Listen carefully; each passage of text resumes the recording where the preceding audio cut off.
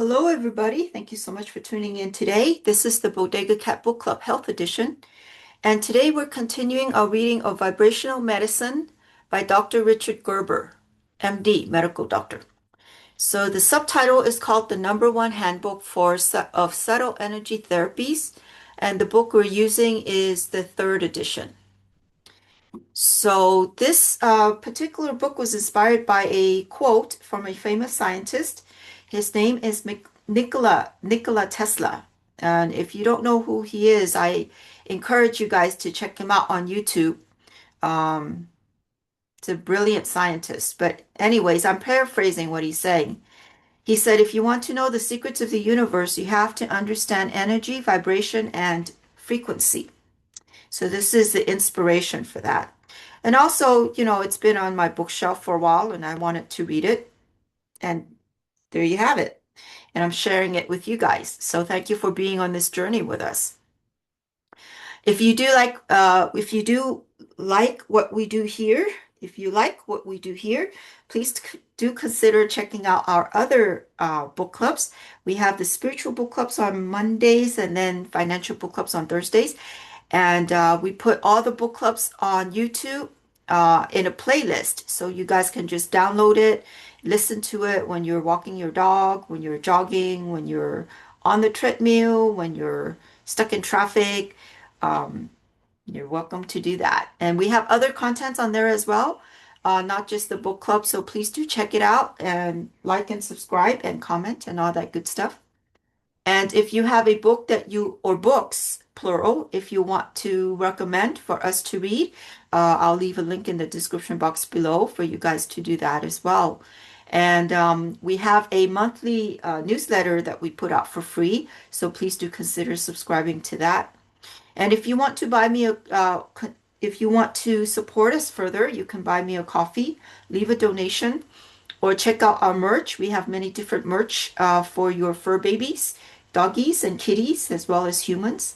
So we're always updating our merchandise as well as updating the designs or coming up with new designs. So check back often and check it out. And then lastly, if you're in the Los Angeles area or visiting LA, come visit us in our healing center.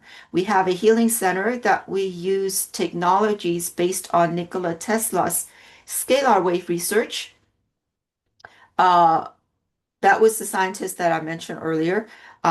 We use technologies based on his research for holistic healing for both domestic cats and dogs as well as humans. So please do read all about it, learn more about it on our website, as well as our other services that we provide. So, whichever way, shape, or form that you guys support us, we appreciate it very much. But most importantly, thank you for being here. Thank you for being on this reading journey with us and helping us reviving a lost art, which is reading. Okay, so this is chapter 5, and this will be part 3. And I hope you guys are enjoying what we're learning here.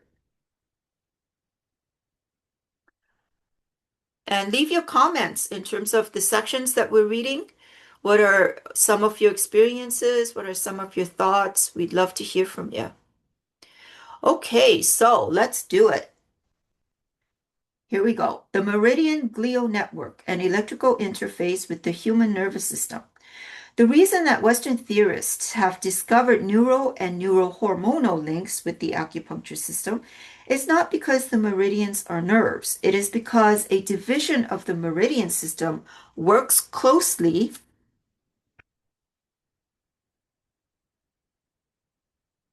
with and influences the central and peripheral nervous system. So I'll read that sentence again because it's italicized by the author. And I apologize for the page flipping here. I hope that's not too confusing. Okay, it is because a division of the meridian system works closely with and influences the central and peripheral nervous system. The nervous system communicates by way of electrical action potentials, which transmit messages via a special digital frequency language. Information is conveyed by changes in the frequency of action potential bursts. The brain is able to interpret this frequency information by rapidly decoding the changes in firing rates of incoming action potentials, electrical nerve signals. In other words, the nervous system transmits and receives information through messages that are digitally encoded in the number of electrical nerve firings per second.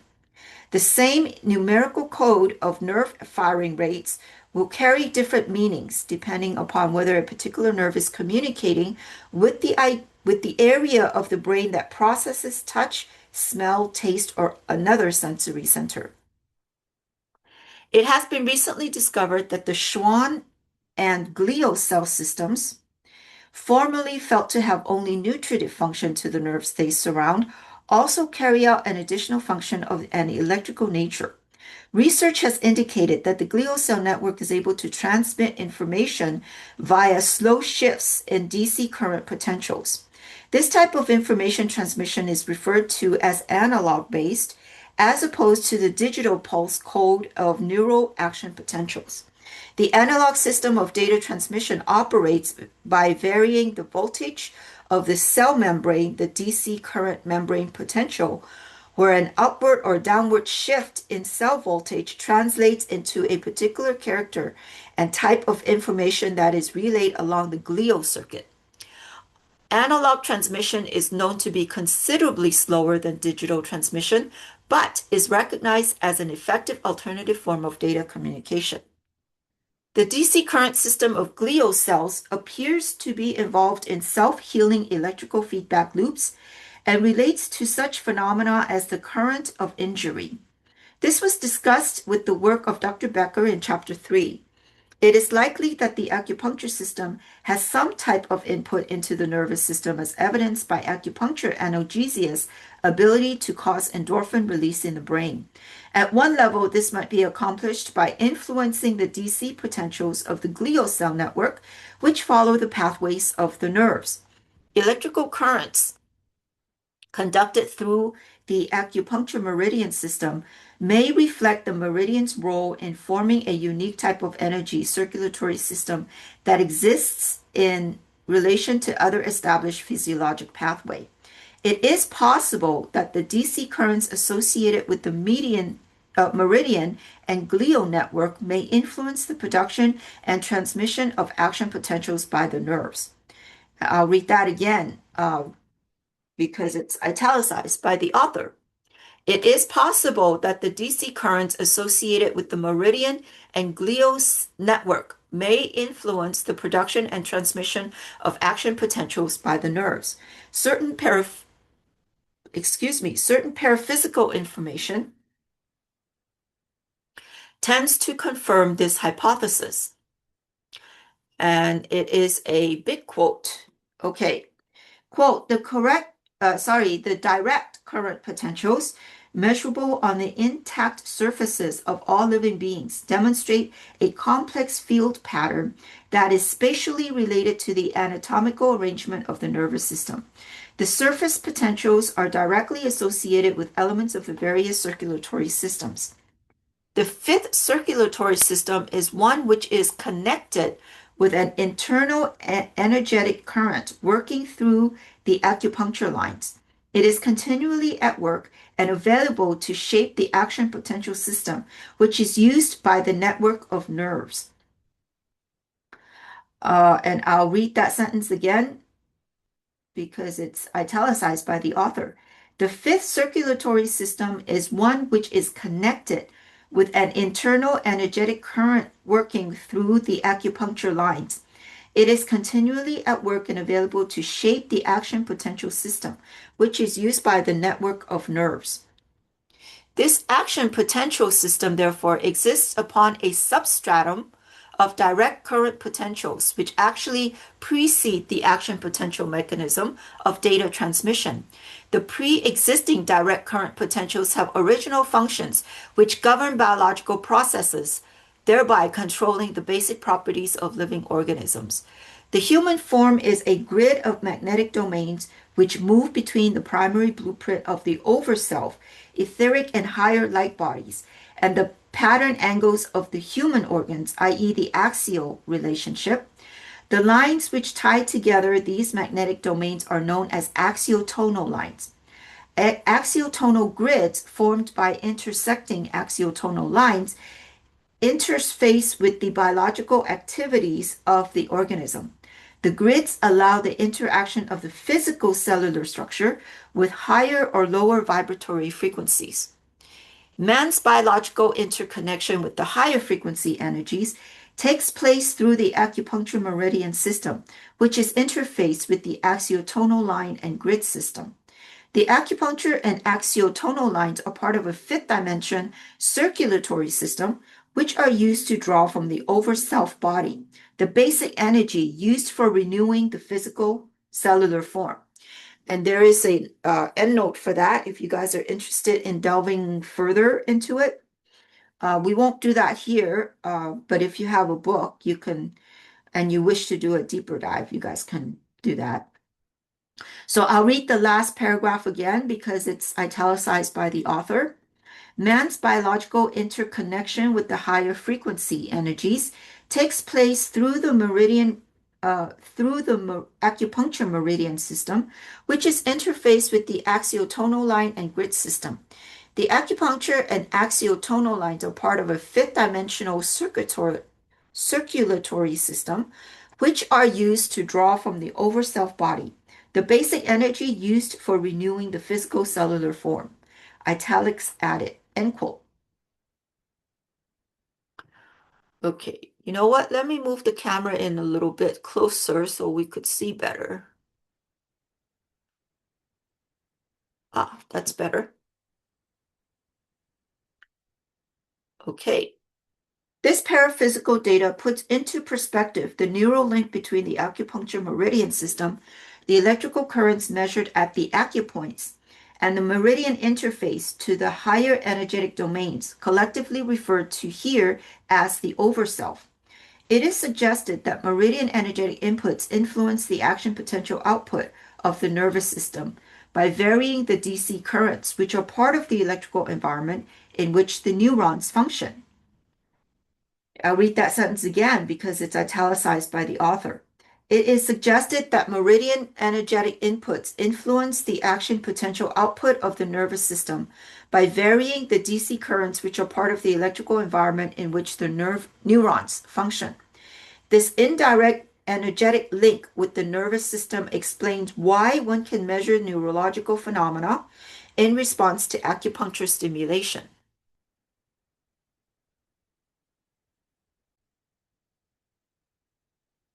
Dr.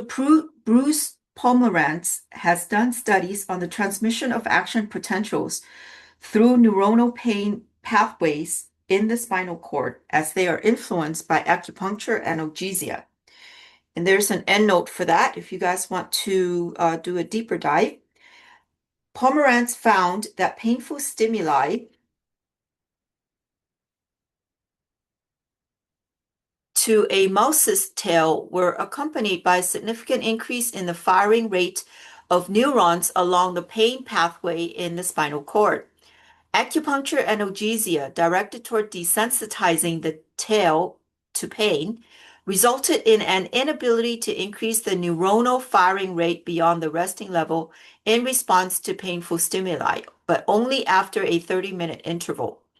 Mice whose pituitary glands were surgically removed were unable to demonstrate the same acupuncture-mediated suppression of nerve response to pain.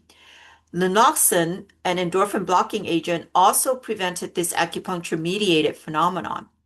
Pomerantz's conclusion from the study was that endorphins were the mediators of acupuncture analgesia. Endorphin release is a measurable event in the acupuncture pathway, but Pomerantz's experimental data does not explain how a stimulus to the acupoint travels to the pituitary gland over this delayed period. The 30-minute delay suggests some type of slow signal transmission. The mechanism of transmission is likely to involve slow analog DC changes in the glial cell network, as discovered by Dr. Robert Becker in his research on the current of injury. These DC current changes in the glial cell network are probably influenced by energetic changes in the meridians after the acupoints have been stimulated. The glial DC current changes subsequently affect activity in the neurons, leading to the central nervous system. Therefore, the glial cell network may function as an interface between the meridians and the nervous system. I'll read that again because it's italicized by the author. Therefore, the glial cell network may function as an interface between the meridians and the nervous system. Exactly how changes in DC potentials affect nerve firing rates is a rather complex issue. In order to understand how this may take place, we must first understand some of the basic aspects of neurophysiology. Recent neurochemical research has led scientists to a more complete model of nerve cell functioning. It is now known that neurons do not turn on and off when they transmit signals. The nerve cells exist in a constant state of readiness and activity, which allows them to respond to stimuli in milliseconds. The nerve cells are constantly releasing minute quanta of neurotransmitters into the synaptic gaps between themselves and the neurons they contact. At these synaptic sites, the continuous release of micro amounts of neurotransmitters keeps the system quietly active, yet poised for action, in a fashion similar to a car's engine on slow idle. One need only step on the accelerator to speed up an engine which is already in a state of readiness to respond.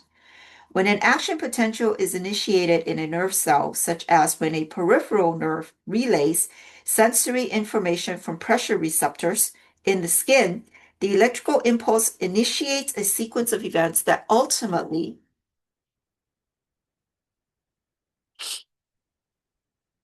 sends a message to the brain. A stimulus to the receptor in the skin initiates this chain of events by starting a volley of action potential bursts that travel down the axis of the sensory nerve fiber until they reach its synaptic ends. At these synapse relay stations, nerve endings exist side by side with microscopic gaps between them. The electrical impulse undergoes an energetic translation at the synaptic gap through its conversion into a neurotransmitter release. Each action potential stimulates the presynaptic nerve to release into the synaptic cleft tiny packets of neurotransmitter which induce electrical changes in the cell membrane of the adjacent nerve. These electrical changes in turn are reconverted into the digital pulse code of action potential bursts, which are rapidly transmitted to the end of that nerve and another synaptic gap. The final synapses occur after spinal cord neurons relay the digitized sensory message to the brain. The process of neurotransmitter release The process of neurotransmitter release is affected by the number and rapidity of action potentials reaching the presynaptic membrane in addition to local membrane factors. These local factors have their effects upon the electrical potential of the neuronal membrane. The cell membrane's electrical potential determines the responsiveness of each neuron to releasing neurotransmitter packets on cue. The electrical status of the neuronal membrane is affected by many factors. The most significant of these factors, only recently understood, is the effect of other neurochemicals which are in contact with the individual nerve cell. Each nerve cell exists not in isolation, but in contact with many other nerves in a network. The synaptic foot processes of many different nerves impinge upon any single neuron. These foot processes contain many different types of neurochemicals, which have varying effects upon the nerve membranes they synaptically contact. Although there appear to be many types of neurochemicals, it is now clear that most neurotransmitters function in two general ways. One group is known as the excitatory neurotransmitters. These chemicals increase the responsiveness of the individual neuron to electrical stimulation. The other group is the inhibitory transmitters. They decrease the responsiveness of the neurons they contact by causing opposing shifts in neuronal electrical membrane potential. What happens at the individual neuronal cell membrane is that the many neurochemical influences summate in a particular electrical direction. The electrical status of the neuronal membrane thus changes from moment to moment. The electrical responsiveness of each neuron is proportional to the balance of inhibitory and excitatory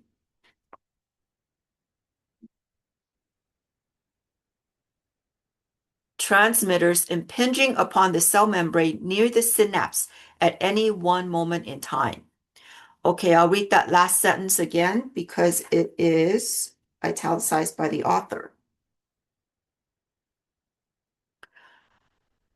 Okay, the electrical responsiveness of each neuron is proportional to the balance of inhibitory and excitatory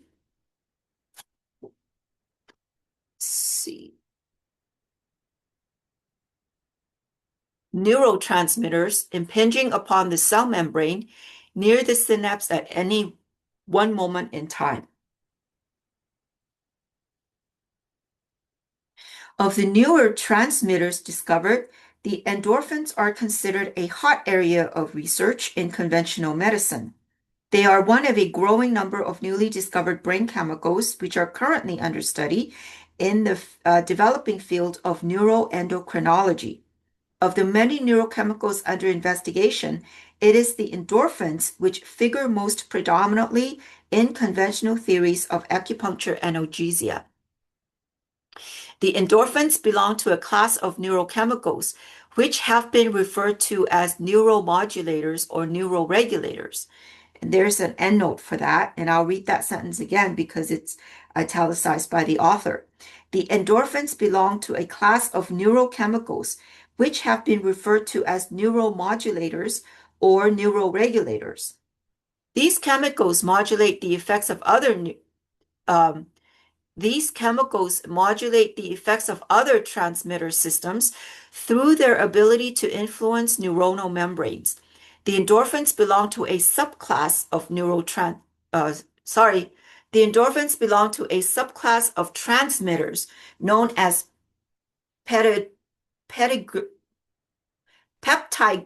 peptidergic hormones or neuropeptides. And there is an endnote for that. Other neurochemical divisions of the nervous system include the adrenergic, cholinergic, and dopaminergic systems. Boy, that's a mouthful. In addition, there are many other neurochemical transmitters whose functions are poorly understood at this time. Although there are many different neurochemical substances which may impinge upon nerve cells, there appear to be additional membrane factors aside from neurochemicals which modulate the transmission of neural impulses. Specifically, sorry about that. We'll move that up. Specifically, changes in the electrical field microenvironment of the synapse may influence neurotransmission. I'll read that again because it's italicized by the author. Specifically, changes in the electrical field microenvironment of the synapse may influence neurotransmission. In order to understand how these energetic membrane factors relate to the neurological effects of acupuncture, let us return to Dr. Pomerantz's groundbreaking study. Dr. Pomerantz discovered that acupuncture analgesia caused the release of endorphins from the pituitary gland. Endorphin release was found to coincide with the inhibition of pain impulse transmission to the brain. Pomerantz found that acupuncture analgesia prevented painful stimuli from increasing the firing rate of spinal cord neurons above basal resting levels, but only after a 30-minute period. Endorphin blocking agents were able to prevent this acupuncture-induced neuronal change. There was found to be a 30-minute delay period from initial acupoint stimulation to eventual endorphin release. The delay appears to be due to slow transmission of the initial signal from the acupoint to the pituitary gland before endorphin release can occur. It is suggested by this author that the release of endorphins is not the final point, but only an intermediary event along a complex transmission pathway. So I'll read that sentence again because it's italicized by the author. It is suggested by this author that the release of endorphins is not the final endpoint, but only an intermediary event along a complex transmission pathway. The ultimate pathway of action in acupuncture from acupoint stimulation to final physiologic result must be viewed from the perspective of sequential stages of energy transduction. This principle of stepping down energies from one level to another in a type of cascade effect is seen in many organizational levels of biological function. There are, however, technological limitations in the ability of Western scientists to trace the pathways of expression when causes originate in the subtle energetic level.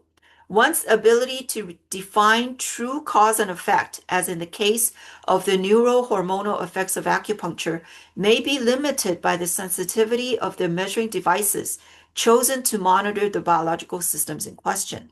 At the physical level, we can easily measure neurohormonal changes, such as increases in spinal fluid endorphin levels that are a result of acupuncture stimulation.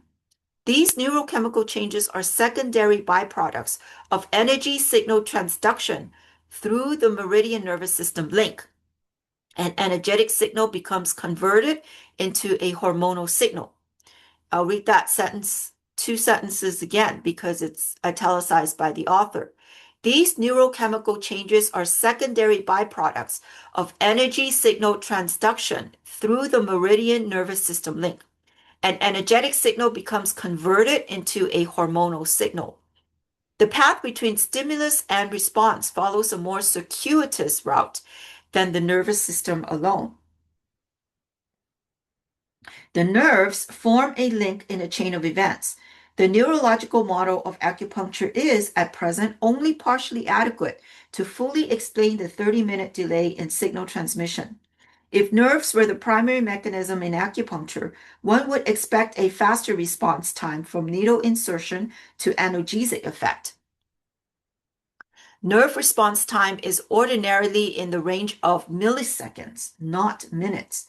Some theorists have suggested that the time delay between needle stimulation and pain relief is due to the slow release of the endorphins from the pituitary and their gradual effect upon the pain relaying nerve fibers in the spinal cord.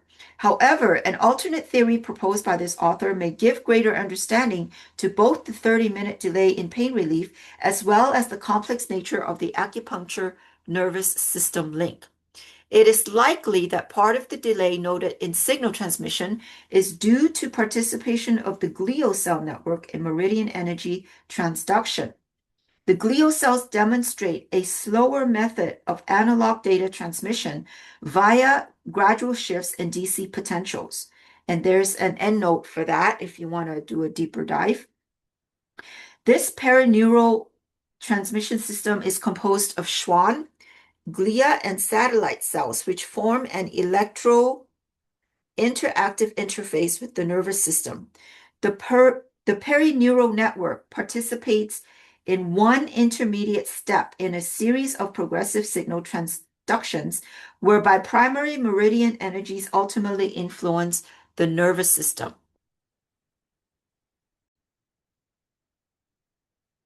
From initial acupuncture stimulation, there occurs a stepwise transformation of the natural energetic currents which flow from the meridians to the nerves. The primary energetic currents flowing through the meridians are of a negatively entropic magnetic nature, which is negative space-time energy. And there is an endnote for that. These magnetic currents flowing through the acupuncture meridians induce secondary electrical fields at the physical tissue level. Okay, so I'm going to read those sentences again because it's italicized by the author.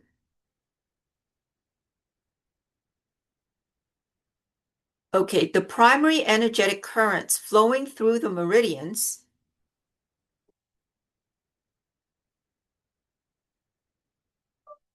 are of a negatively entropic magnetic nature, negative space-time energy. These magnetic currents flowing through the acupuncture meridians induce secondary electrical fields at a physical tissue level. It is these secondary electrical field effects associated with the acupuncture points and meridian system, which are measured by such instruments as Motoyama's AMI machine and Dr. D's electrographic scanner. These induced electrical fields are translated into DC current interactions between the meridian and glial cell network. The meridian network interfaces with the axiotonal grid system, an etheric energetic structure which focuses higher frequency energies into the physical body. One entry point for these higher energies thus occurs at the acupoint meridian network via its connection to the etheric axiotonal grid. The grid provides an access route for the organizing life energies, which provide and maintain coherence within the physical cellular structure. These subtle magnetic currents create measurable changes in the physical cellular matrix, in part through the induction of secondary electrical fields. These electrical fields go on to affect primary bioelectronic processes, which occur at the cellular level. Okay, so there is a diagram here, diagram 22, acupuncture, energetics, and neuroendocrine modulation. And it looks really complicated. So I am not even going to attempt to describe it. So what I'll do is I'll move the camera out a little bit. And for those of you who are watching here on camera, I'll just pause it for a little bit and you guys can study that if you want. Or if you have a book, you could study that. For those of you who are just listening, I'm sorry, you're out of luck. Okay. I'll read the words though. It's kind of interesting. There's different arrows going to and fro. There's the needle stimulation and primary magneto-electric fields. There's acupoints, acupuncture meridians, secondary electrical fields and currents, direct organ effects, glial cell network, slow DC changes in glial perineural network, shifts in microelectrical synaptic environment, which changes in neuronal electrical membrane potential, neuronal discharge, neurotransmitter release into synapse. There's changes in action potential firing rate, alteration in information transmission, interrupted flow of pain passages. You got the endorphins and other neuromodulators, pituitary gland, and direct glial pathways. So that's all I can do for now. Sorry about that. You guys will have to study it on your own. All right, let us continue. I'm going to move the camera in a little bit here. Okay. The glial cell network is part of a DC current analog-based system of information transmission, which participates in bioelectrical processes of cellular repair typified by the current of injury phenomenon. By modifying the energy field environment of the glial cells, the meridian system is able to directly affect bioelectronic systems of growth and repair. In addition, the meridian glial network also utilizes DC current effects to create an electromagnetic microenvironment around the nerves of the body. The DC potentials carried over the glial and Schwann cells energetically affect the nerves they surround by creating specialized microenergetic influences at the presynaptic sites. These electrical field phenomena modulate neural responsiveness to stimulation and conduction by varying changes in neuronal membrane potentials. The DC field effects summate with the chemical neuromodulators and act in concert at the presynaptic nerve membrane. The total effects of chemical neuromodulators combined with DC current influences act to fine-tune the digital transmission of the action potential code. Thus, both chemical and energetic factors may influence the ability of nerves to transmit pain impulses to the brain. Okay, so there are a couple of sentences that are italicized by the author, so I'll go ahead and read those. The DC potentials carried over the glial and Schwann cells energetically affect the nerves they surround by creating specialized microenergetic influences at the presynaptic sites.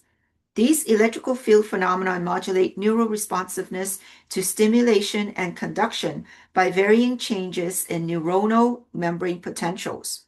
The total effects of chemical neuromodulators combined with DC current influences act to fine-tune the digital transmission of the action potential code.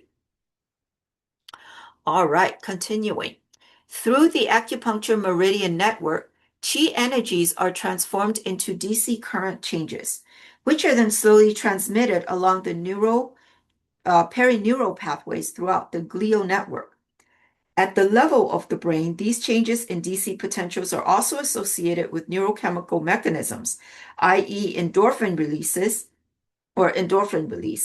that may precede or coincide with the action potential changes in individual neurons. The neurochemical release of endorphins, which are known to be widely active throughout the body, suggests a multitude of possible hormonal effects of acupuncture on the entire body, beyond simple changes in neuronal firing rates. Pituitary hormones such as endorphins and similar peptides are normally distributed throughout the body via the route of the bloodstream. From there, these potent hormones have their effect on multiple cellular systems. These endorphins are not thus, endorphins are not an endpoint, but are instead intermediate actors in this complex energetic system of the body. They provide one step which can be monitored with conventional drug assays, just as the firing rate of spinal cord neurons may be empirically studied with microelectrodes to measure the indirect effects of acupuncture stimulation. The neurochemical and electrical changes which occur in the nervous system are secondary effects and not primary effects. I'll read that again because it's italicized by the author. The neurochemical and electrical changes which occur in the nervous system are secondary effects and not primary effects. Not primary events. They are an objective confirmation of an unseen energetic process taking place, but they are not the final answer to explaining acupuncture's effects. Acupuncture is mediated by a primary subtle energetic system that influences the network of physical nerves. I'll read that again because it's italicized by the author. Acupuncture is mediated by a primary subtle energetic system that influences the network of physical nerves. In addition to acupuncture's influence on nerves, it has multiple therapeutic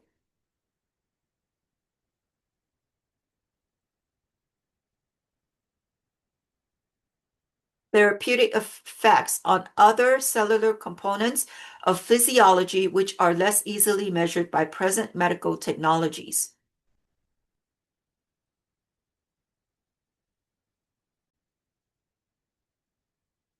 The acupuncture meridian system as a therapeutic interface, a return to the concept of healing with energy. The previous studies on acupuncture analgesia have all involved classical needle stimulation of acupoints in order to obtain the sought-after therapeutic effects. This is the most ancient method of acupuncture and is still practiced throughout China today. In conjunction with the use of acupuncture needles, moxibustion is an adjunctive modality, which seems to enhance therapeutic effectiveness. The ancient Chinese discovered that burning a small portion of the native plant known as moxa directly on the acupoint or on the outer end of the inserted acupuncture needle seemed to improve therapeutic effectiveness of the treatment. More recent technologic improvements in this ancient system have involved the application of weak electrical currents to the acupuncture needles in order to enhance their efficacy. Various modifications of the pulsed electrical current have been demonstrated to variably enhance therapeutic effects, depending upon the frequency, amplitude, and pulsatile nature of the rhythmic currents applied. In addition to the conventional application of acupuncture needles to the acupoints, a wide variety of energetic stimuli have proved effective in creating similar therapeutic changes via the meridian pathways. One method, which has already been discussed, is the pulsing or high or low frequency, is the pulsing of high or low frequency electrical currents into the meridians via superficial electrodes that touch the skin overlaying or overlying the acupuncture points, also referred to as electroacupuncture. In addition to electrical stimulation, simple finger pressure, also known as acupressure, is somewhat efficacious, although this technique is less effective than needle stimulation. A number of other energetic modalities have been tried with variable therapeutic success. Dr. Irving Oily, Oily, Oy, Oy, Ol, Ola, Dr. O in California, sorry, butchered that name, has been successful in treating a variety of disorders utilizing a technique he refers to as sonoacupuncture. And there's an endnote for that if you guys want to do a deeper dive, which involves the use of ultrasonic stimulation to classical acupuncture points. Dr. O employs the use of a sonicator, a device employing a special crystalline transducer, which is able to focus high-frequency sound waves into a small region of skin overlying the acupoints. Dr. O has claimed to have had success in using sonopuncture to treat a variety of illnesses, ranging from anxiety reactions, allergic dermatitis, and dysmenorrhea to lower back pain. Other practitioners have had similar success with this modality, which is significantly less invasive than needle puncture. Perhaps the most futuristic approach to acupoint stimulation has been the Soviet work with the technique referred to as laser puncture. Laser puncture involves the focusing of low energy laser beams upon acupuncture points. The beams do not actually cause physical penetration of the skin, as the name might imply. Russian researchers are employing this technique to experimentally treat hypertension, inflammatory bowel diseases, and joint and metabolic disorders. And there's an endnote for that.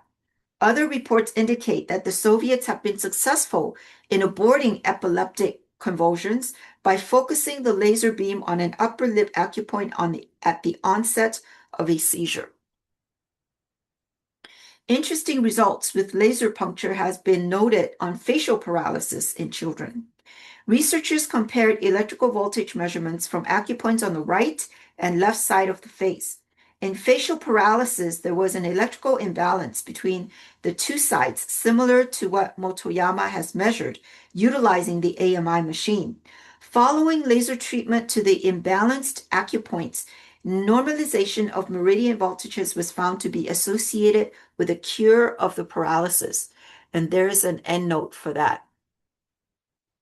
In a more sophisticated approach, some Soviet scientists, such as Dr. Viktor Ilyushin, are using Kirlian body scanners before and after stimulation with helium neon lasers in order to assess pre- and post-treatment energy states of the acupoints.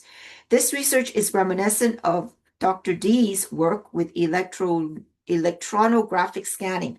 But the Russians go one step further in utilizing their Kirlian-based technology to assess both diagnosis and treatment.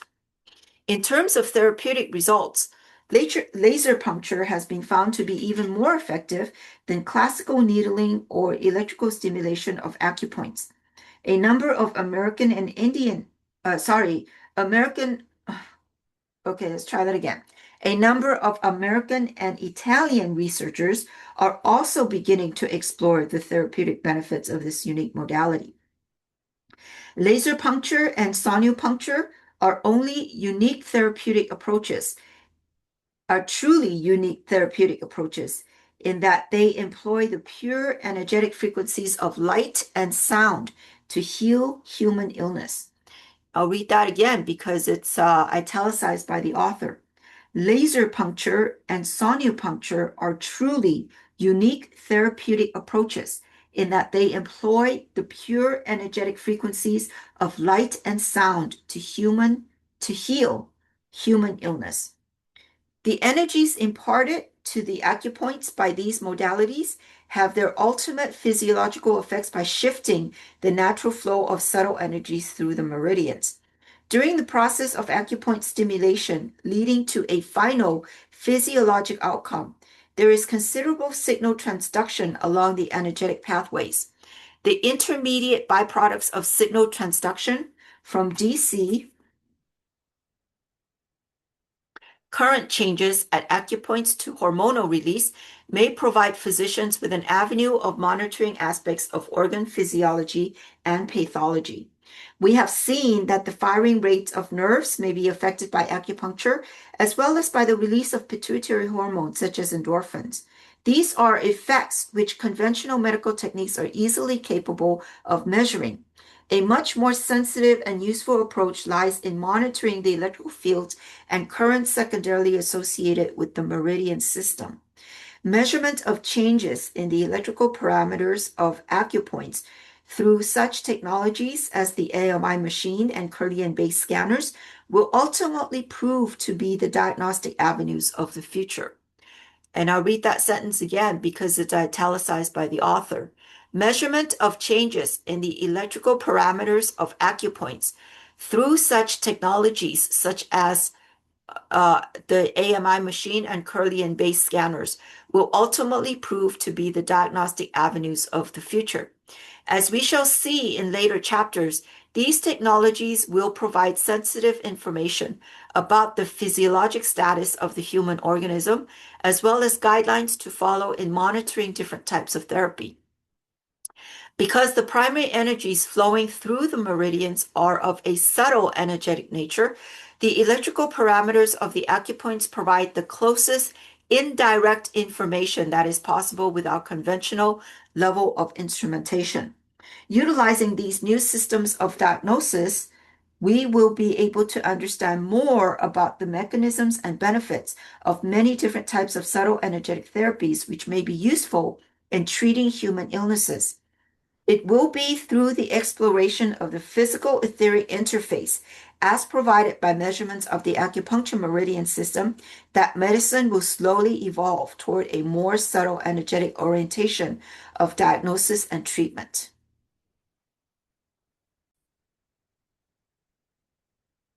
Key points to remember. Number one, Chinese medicine sees the human being as a microcosm within the universal macrocosm. Therefore, the principles that determine the flow of energy throughout the universe are seen as applicable to the human energetic system. Number two, the Chinese consider the state of the universe to be a changing dynamic equilibrium between polar opposites in nature, which they have characterized in their essence as yin and yang. A correct balance of the yin-yang forces within the microcosm of the human body is critical to achieving and maintaining health.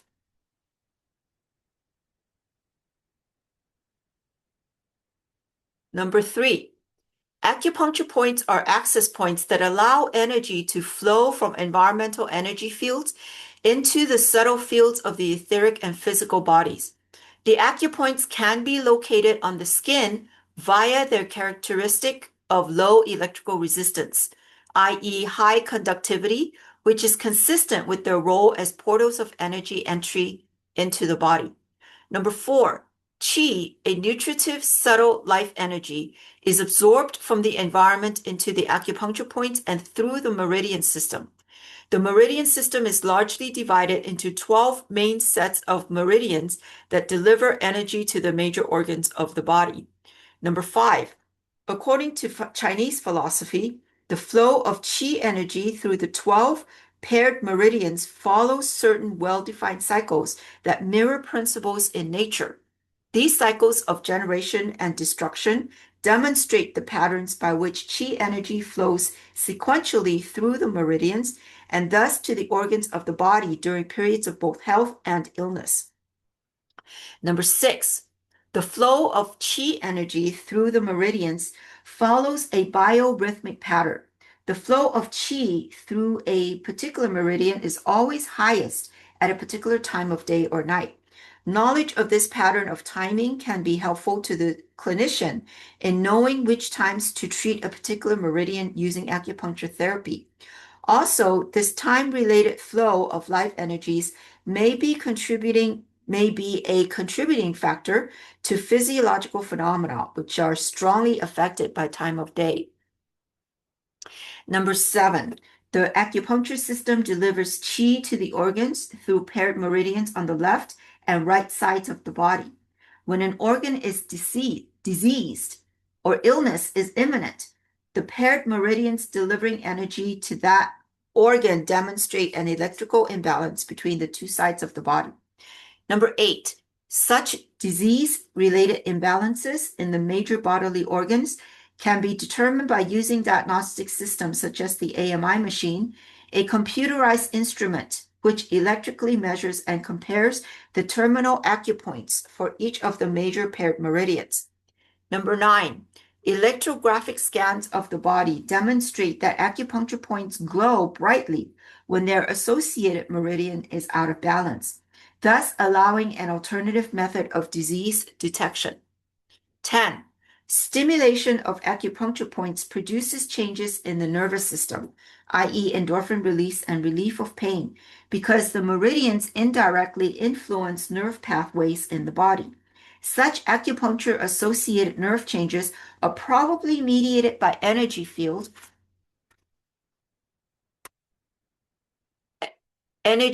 fluctuations in the vicinity of the nerves and the glial cells which surround them.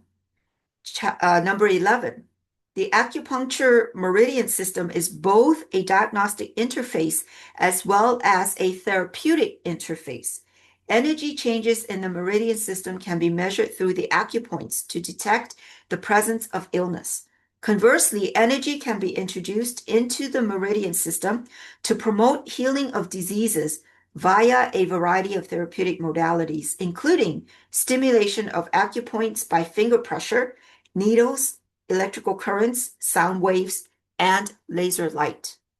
End of chapter 5. This is chapter 5. End of chapter 5. Okay.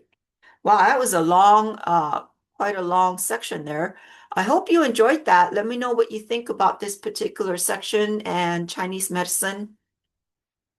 Do you believe it? Do you not believe it? Do you think it's a bunch of hogwash, bunch of woo-woo?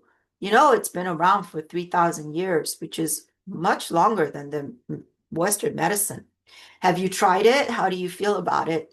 Let me know in the comments below, and I hope you guys all have a great day or night or evening or wherever you guys are, and I'll see you next time in the next book club. Okay, bye now.